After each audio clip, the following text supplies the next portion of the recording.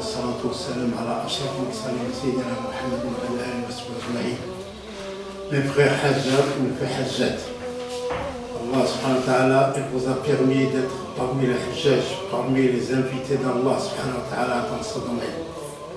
Il vous a permis aussi de faire le pèlerinage de la Mecque, c'est le 5e pilier de l'islam. Donc, ce que je vous conseille, ce que je vous dis, c'est qu'il ne faut pas s'inquiéter. Nous, avec cette agence, Inch'Allah, on va être avec vous 24 heures sur 24.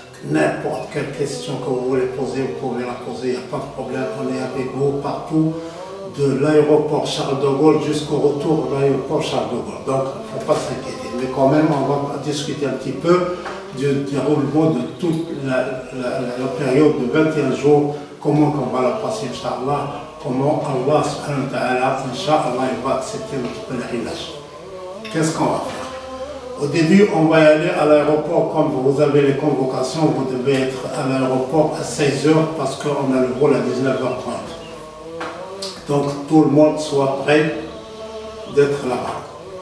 Et avant de partir, moi je vous conseille ce que je ferai moi-même, c'est que toutes les choses qu'on doit faire à la Médine, on peut le faire ici même. Qu'est-ce qu'on fait? On se lave, on se rase les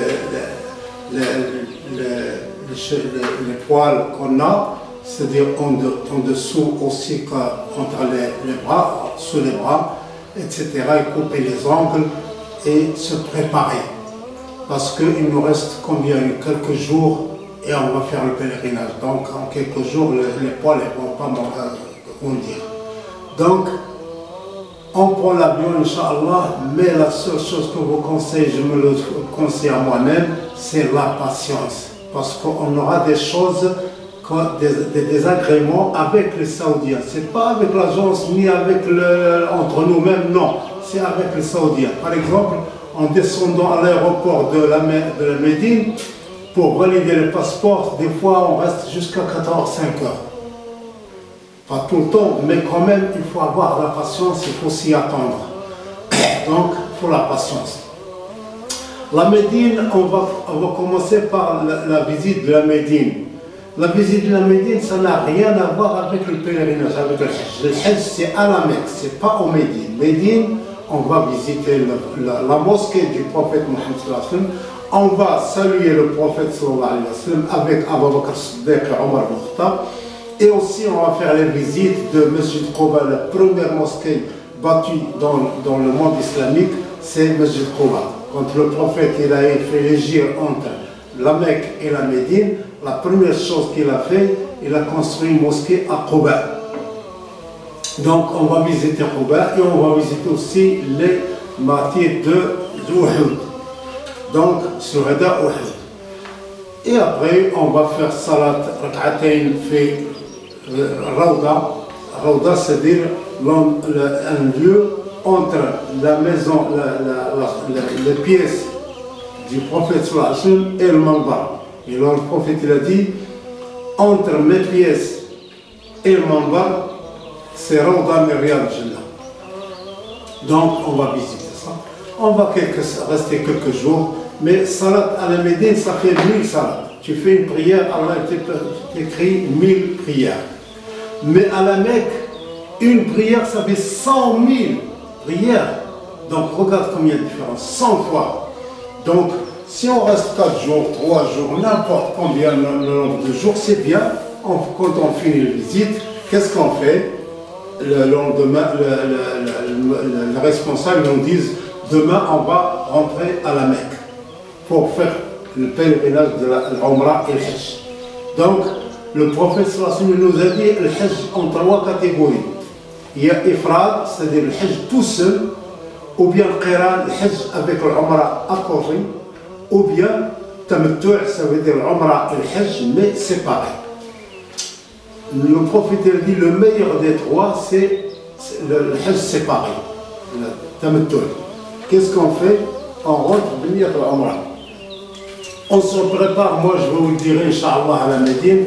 Tout ce que je dis maintenant, on va le répéter plusieurs fois en Médine. Tout le séjour qu'on va passer en Médine, il va y avoir ta'lim tous les jours pour vous dire ce qu'on va faire exactement, comme ça tout le monde sera bien, il a tout appris. Inch'Allah, on va rentrer, c'est-à-dire on va partir en Médine, et de Médine, quand on finit, les responsables nous disent on va descendre à la Mecque, Inch'Allah, le lendemain. Qu'est-ce qu'on fait? On doit se préparer. Qu'est-ce qu'on doit se préparer? Je vais vous le montrer là-dedans, sur place. C'est-à-dire, on va prendre les haram, on va s'habiller sur place, à l'hôtel. Comme ça, on est tranquille. En arrivant à Miqat, c'est là, qu'est-ce qu'on va dire? Là, ça va faire Niya. Niya, c'est quoi? Labbaika Allahumma Umrah. Et quand on finit, Inch'Allah, on continue le talbiya. Les hommes, ils le disent plus haut. Qu'est-ce qu'ils disent? Labbaik Allahumma labbaik, labbaik la sharika laka labbaik, inna al-hamda wal-ni'mata laka wal-mulk la sharika lak. Et on continue jusqu'à la Mecque. Celui qui peut continuer, c'est bien. Celui qui est fatigué se repose un peu, pas de problème. Mais en arrivant à la Mecque, Inch'Allah, les bus ils vont nous ramener directement chez le Motoweb. Le Motoweb, c'est lui qui doit garder tous nos passeports. Il va nous donner chacun un bracelet qu'on doit mettre à la main, c'est l'adresse du Motoweb. En cas, il nous arrive un pépin, on tombe en panne, etc. Les gens, c'est-à-dire les responsables, qu'est-ce qu'ils vont voir? L'adresse du Motoweb, etc. Et aussi, on va voir un badge de l'agence où il y a les numéros de téléphone. Comme ça, il faut toujours le garder sur soi-même. C'est pas le laisser à l'hôtel. En cas où on se perd, c'est facile de trouver la personne, un téléphone, allô, je suis de telle place, je suis perdu, etc. Donc, quand on dépose le passeport, on revient, il nous ramène à l'hôtel. On dépose tous nos bagages et on se prépare pour aller faire l'Umrah, Inch'Allah.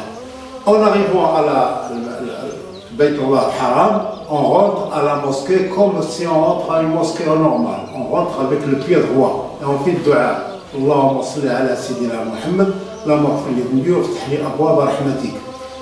D'habitude, quand on rentre dans une mosquée, on doit faire rak'atayn tahiyat al-masjid. Mais là, on ne va pas faire tahiyat al-masjid parce qu'on va directement faire l'Umrah. Et quand on arrive, on rentre à la mosquée. Et bien sûr, toujours, on est avec vous. Ne vous inquiétez pas, on est devant vous. Si vous ne savez pas faire dua, nous, on va le faire et vous vous dites Amin. Alhamdulillah.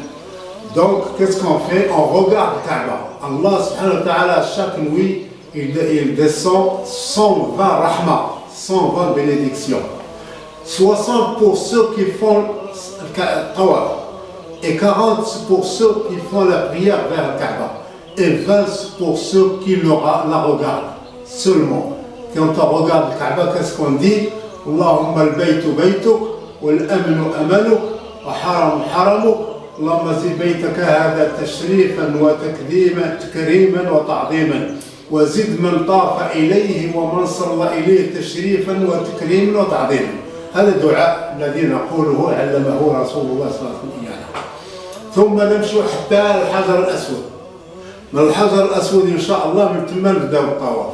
هي من السنة تقبل الحجر الأسود، ولكن من السنة إذا تبغي دير السنة وتهرس الفرض أي تدفع الناس وهي فرض واجب عليك باش تحترم خوتك المسلمين. ما تدفع حد، ما يدفعك حد. من بعيد نهز يدي اليمين ونتوجه للحجر ونقول الله أكبر الله أكبر الله أكبر ونزيد.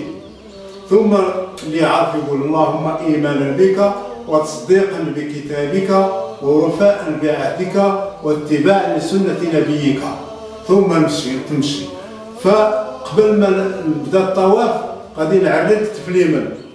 الرجال يعريو الكتف اليمين كنهضر مع الرجال، اما النساء ما يديروا والو، غادي يمشيو بالحوايج ديالهم، الاحرام ديالهم هو الحوايج ديالهم العاديين، ما يلبسوش شي حاجه اللي الزينه باش تجلب الناس العين انظر الناس، وكذلك ما تلبسش شي حاجه اللي مزيره اللي يبين الجسد ديالها، تلبس عادي كما مزيان الحمد لله، وماشي واجب دير الابيض ولا دير الكحل ولا دير الحوايج ديالها كما كانوا يكونوا بويض ولا يكونوا ملونين ولا يكون ما فيه مشكل. ثم نبداو الطواف، الراجل يعلى على الكتف ديال الايمن، وثلاثه ديال الاشواط الاولين يمشي بالهروله هكا، يتمشى ما هو يجري ما هو يمشي، ثلاثه الاشواط فقط، ومن بعد يمشي عادي. فالشوط الاول نجيو نسلم عند الحجر الاسعد ونزيد حتى الركن اليماني، الى نقدر نمس الركن اليماني بيدي اليمين نمسو، الى بعيد عليا والزحام وكل شيء ما نمشيش، ولكن ما نهز يدي ما نسلم ما ولا نزيد. منين نوصل الحجر منين نوصل للركن اليماني اشنو الدعاء اللي نقول؟ ربنا آتنا في الدنيا حسنه وفي الاخره حسنه وقنا عذاب النار. ثم نزيد هكذا الرجال يهرولوا يعني ثلاثه الاشواط، ومن بعد نكملوا ثلاثه الاشواط نمشيو عاديين. ودائما الشوط كل طواف ملي نوصل للحجر الاسعد نسلم ثم نزيد، نوصل للركن اليماني ما نسلم ما والو، الا ما قدرش نقربو بيديا ما نقرب ما نهز يدي ما نسلم ما والو، نزيد نطوف نكمل 7 الاشواط ديالي. ملي نكمل 7 الدورات من السابعه نوصل للحجر الاسعد باش نقول الله اكبر الله اكبر الله اكبر ثم نخرج. فنمشيو بعيد شويه من باش تصلي عند مقام ابراهيم ما يمكنش الزحام والازدحام، فنبعدو شويه له، ثم تقبلوا الباب الملتزم، ثم نديروا الدعاء. كل واحد يدعي باش ما بغى، يدعي بالشلحه بالفرنساويه باي لغه، يلفي الدعاء avec toutes les langues. Allah il connaît toutes les langues, c'est lui qui a créé toutes les langues. Donc si on ne sait pas faire dua avec l'arabe, on fait avec la berbère, on fait avec le français, avec l'anglais, avec n'importe quelle langue. فالدعاء après on va faire ركعتين عن مقام ابراهيم، ولكن بعدوا عليه شويه لان باسكو اون بو با فيغ الصلاه اكوتي دو مقام ابراهيم تيلمون il y a la bousculade. Donc on fait ركعتين. La première ركعه avec فاتحه يقول يا ايها الكافرون، et deuxième ركعه avec الفاتحه يقول هو الله احد. Après quand on finit on se rassemble tous et on va vers Zamzam. C'est juste à côté, il y a les fontaines, on va boire, on se donne, on se remplit les gobelets, on se présente, on se donne parmi nous.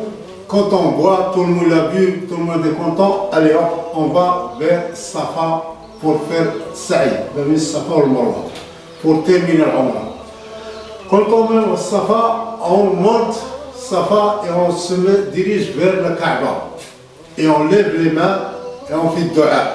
لا إله إلا الله وحده لا شريك له، له الملك وله الحمد وهو على كل شيء قدير. لا إله إلا الله وحده أنجز وعده ونصر عبده وهزم الأحزاب وحده. لا إله إلا الله. On fait un peu de dua. S'il y a beaucoup de monde, beaucoup de bousculade, on continue et on fait le dua en même temps. On continue à faire le dua, on fait le dhikr 3 fois. لا إله إلا الله وحده أنجز وعده ونصر عبده وهزم الأحزاب وحده. On sera devant vous. Si vous ne connaissez pas ce dua, nous on va le faire et vous nous suivez, Inch'Allah. Tellement on continue ça va, on marche. Après il y a 2 limites de signalisation verte. La première, quand on arrive à la première, les hommes, je parle des hommes, pas les femmes. Les hommes ils courent un petit peu jusqu'à la 2e signalisation verte. Et les femmes, elles marchent normal. En arrivant à la 2e, on marche normal jusqu'à Marwa. En montant à Marwa, ce qu'on a fait à la Safa, on le fait à Marwa. On se dirige vers le Kaaba, on fait la ilaha illallah wahdah, anjaza wa'dah, nasara abdah, hazama al-ahzaba wahdah, on fait le dua et on continue. Là, on a fait un shout. Et deuxième de Marwa à Safa, une deuxième shout. Et pareil, 3e, 4e, 5e, 6e, on a commencé par Safa, on finit par le Marwa, le 7e. Il y en a qui disent un aller-retour ça fait 1. Non, un aller ça fait 1, un retour ça fait 2, et ainsi de suite, jusqu'à faire 7 mains.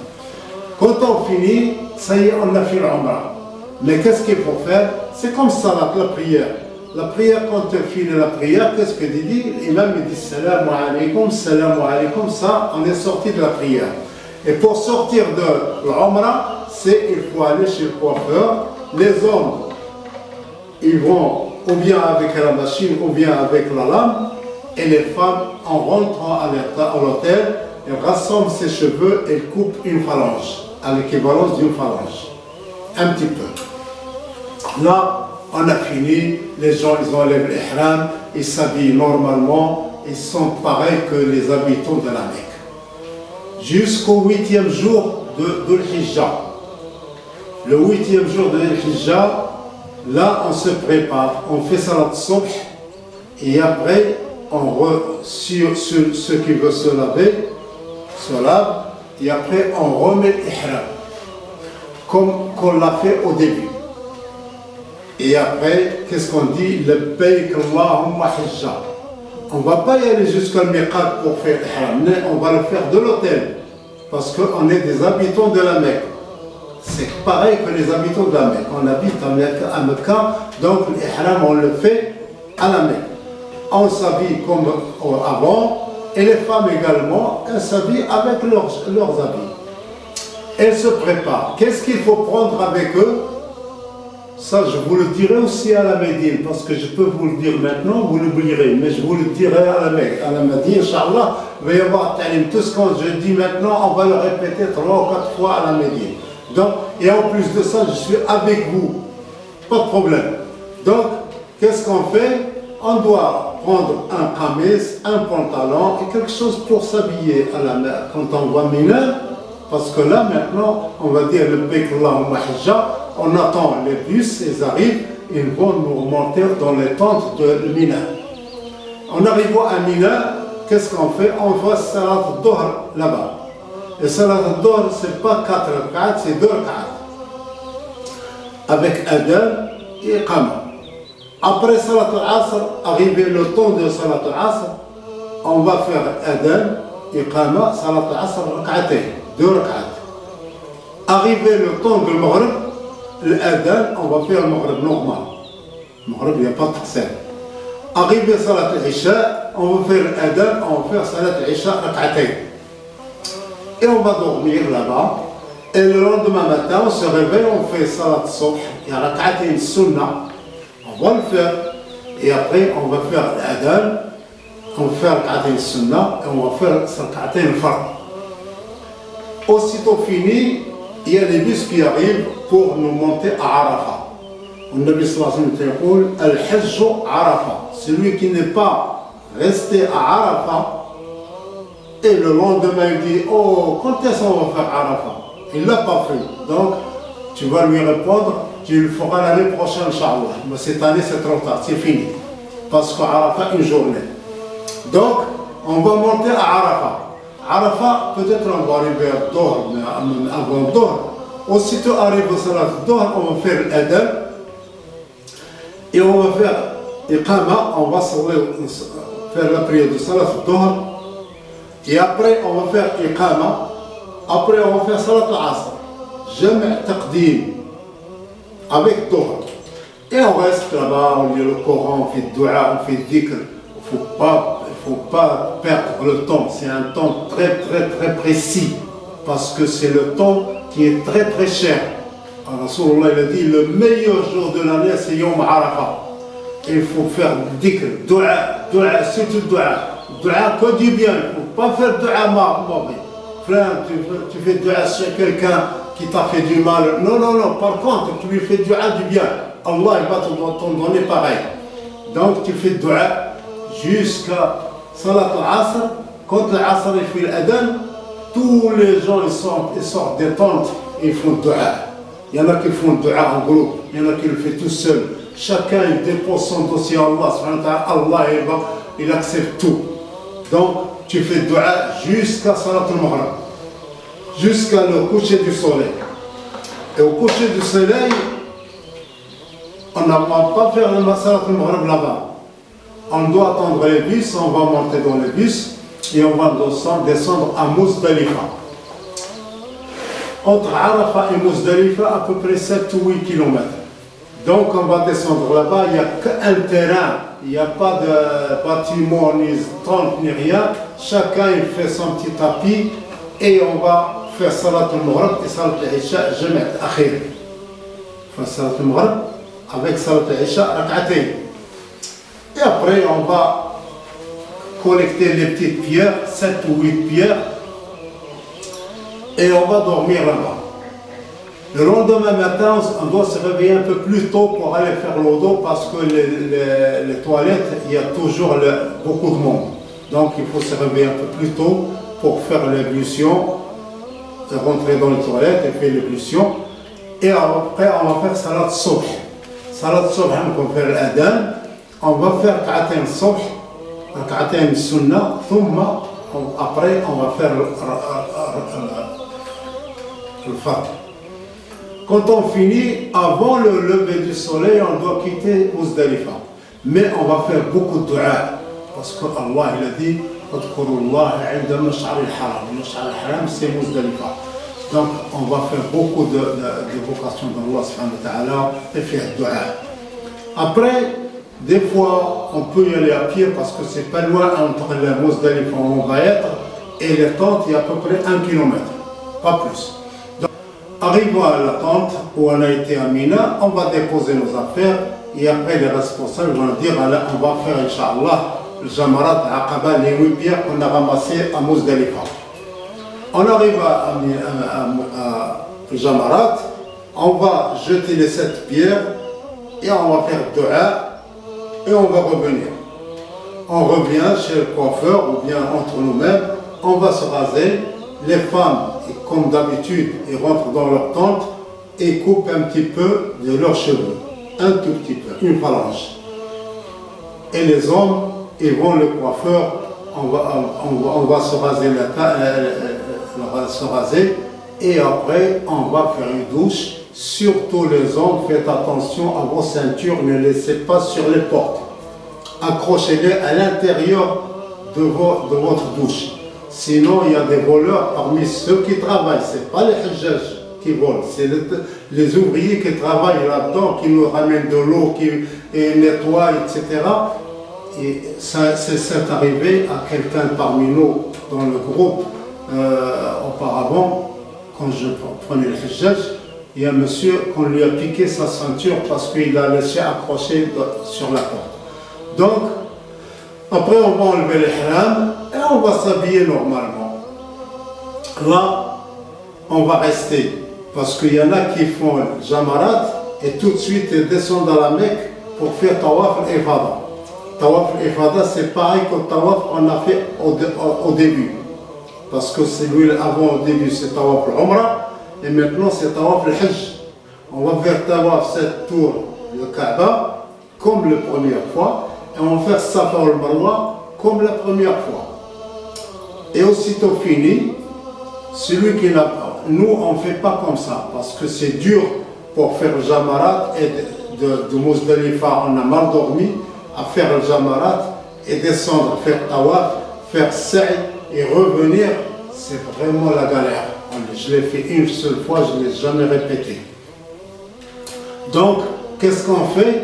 On revient à la tente tranquillement et on reste, on mange, il y a la nourriture là-bas, ils vont nous donner à manger matin, midi et soir, alhamdoulilah, il y a les lits, on va faire dhikr, on va faire ta'lim aussi, etc.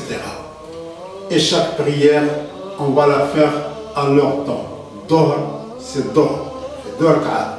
Après, quand l'adhan y arrive, on fait l'adhan, 2 rak'at al-asr. Arrivé le Maghrib, l'adhan, Salat al-Maghrib.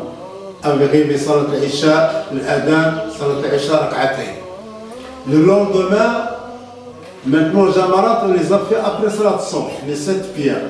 Mais le lendemain, on n'a pas le droit de le faire avant Dohr, c'est après Dohr.